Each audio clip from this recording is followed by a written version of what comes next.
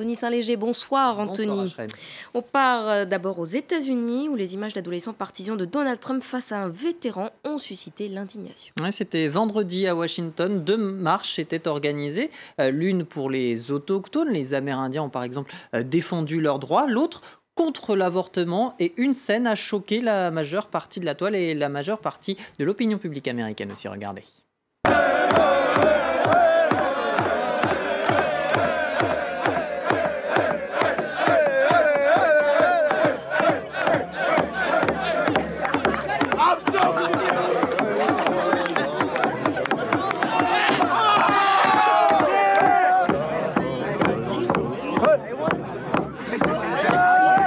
Alors dans cette scène, un adolescent du Covington Catholic High School, un lycée privé pour garçons du nord du Kentucky, et un vétéran de la guerre du Vietnam. Alors pas de violence physique dans cette scène, mais ce regard de défiance, ce regard qui était assez persistant, eh bien, a beaucoup interpellé. C'est un air suffisant, digne d'un fanatique selon ce journaliste. Il y a aussi cette réaction de cette députée démocrate elle-même amérindienne, une démonstration de haine et d'irrespect, d'intolérance même, et dans une interview à The Hill, elle estime même que cette scène illustre, selon elle, la montée de l'intolérance raciale depuis l'élection de Donald Trump dans le pays. Cet internaute faisait même le parallèle avec un autre cliché, celui d'une bande de jeunes blancs face à un homme noir seul. C'était dans un restaurant de Virginie dans les années 60. Alors Nathan Phillips, le vétéran en question, a réagi à cette scène, ému, assez ému en tout cas. Il raconte, par exemple dans cette vidéo relayée sur Instagram, avoir entendu les jeunes crier « Construisez le mur »,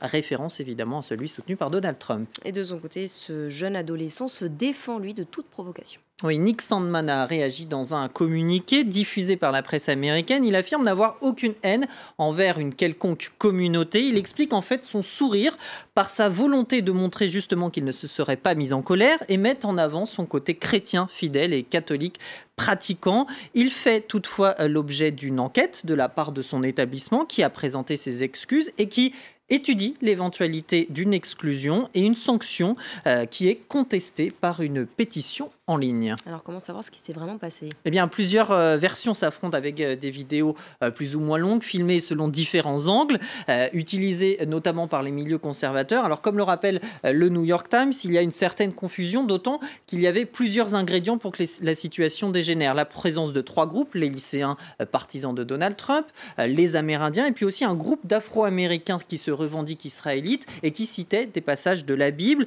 qui auraient proféré des insultes aux lycéens et aux Amérindiens, même si le leader de ce groupe nie être à l'origine de l'incident.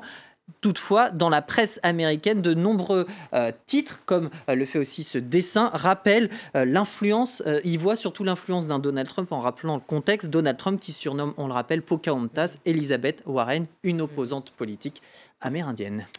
On part à présent en Égypte, Anthony, où le présentateur d'une émission télé a été condamné à 1 an de prison pour avoir interviewé un homosexuel. Oui, c'était lors d'un débat cet été sur la chaîne privée LTC TV menée par le présentateur Mohamed Al-Ghetti qui par le passé s'est exprimé contre l'homosexualité. Il a été reconnu coupable justement de promouvoir l'homosexualité et d'outrage à la religion, même si l'homosexualité n'est pas punie par le code pénal égyptien. Mais la répression envers les homosexuels s'est intensifiée ces dernières années. Plus précisément, l'organe de régulation des médias interdit la présentation d'homosexuels ou des faits relatifs à l'homosexualité, notamment depuis septembre 2017, lorsqu'un drapeau arc-en-ciel avait été hissé lors d'un concert, une manifestation assez rare en faveur de la communauté LGBT. Et plusieurs internautes, notamment français, ont interpellé les autorités françaises. Par exemple, le ministre de l'économie, Bruno Le Maire, qui est actuellement dans le pays pour affaires. Et d'autres ont appelé justement à ne pas parler qu'économie, en référence à la visite d'Emmanuel Macron la semaine prochaine en Égypte. Alors Mohamed Al-Ghetti, lui, pourra faire appel s'il paye une caution de 50 €. Bon, allez, un peu de légèreté pour finir. C'est aujourd'hui le Blue Monday. Ce serait le jour le plus déprimant de l'année. Oui, une référence à To Feel Blue, comprenez être triste en anglais chaque année. Le Blue Monday, c'est le 3e lundi de janvier qui serait donc le plus déprimant.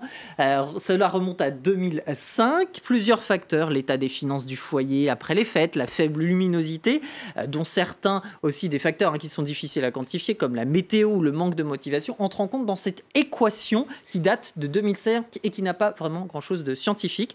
Comme le reconnaissait le psychologue, en tout cas celui qui se dit psychologue à l'origine de ce calcul savant en 2010, tout avait été en fait commandé par une agence de pub pour un voyagiste car cette formule est dans beaucoup de marketing pour les marques qui jouent là-dessus, d'autant que d'après une étude d'un institut britannique, 9 personnes sur 10 dépensent plus lorsqu'elles ne vont pas bien. Retenons peut-être, si vous le voulez bien, Ashrène, ce que dit cet internaute. Le bleu, c'est surtout aussi le bleu du ciel, le bleu de l'océan et le bleu joyeux. C'est plus une note positive.